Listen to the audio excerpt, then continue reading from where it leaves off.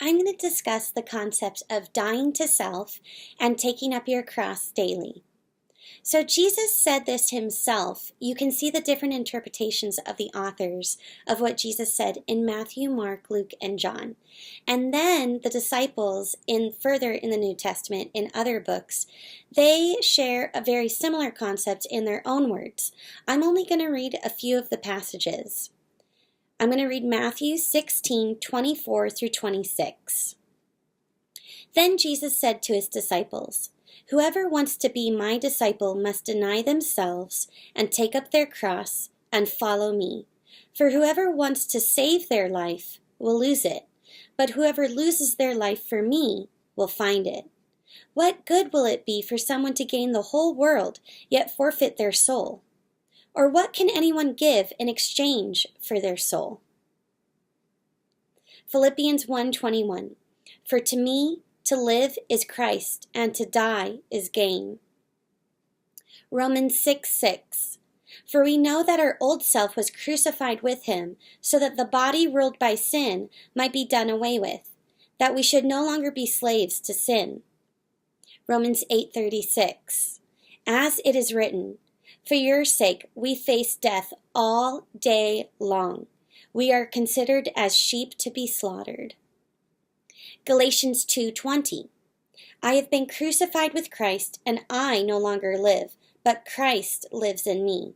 The life I now live in the body, I live by faith in the Son of God, who loved me and gave himself for me. So this art piece that I've done, Take Up Your Cross Daily, is a pictorial series creating a story of myself, and they're all Fujifilm lifts. As you will see in this series, I am approaching the cross.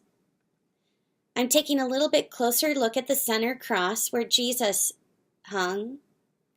And then I myself am getting up on that cross. And then there appears a new me, a new creation, while my old self is still on the cross. Then I walk away from the cross in this new creation with the Spirit of God in me. And then I go live a life free of the condemnation of sin, living in the Spirit of God for God's glory. So this whole concept is very difficult in this world because the American culture is constantly saying, think about yourself, please yourself, buy all of these items to make you happy, put yourself first.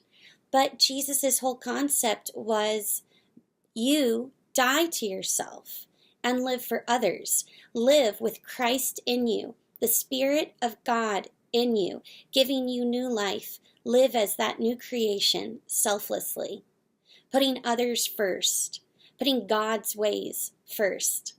It's a constant, lifelong process, but it always produces peace and new life and freedom. I encourage all of you to try this, to have a fresh beginning and a new start, to accept Christ into your heart, to die to your old ways, and to live for Him as a new creation.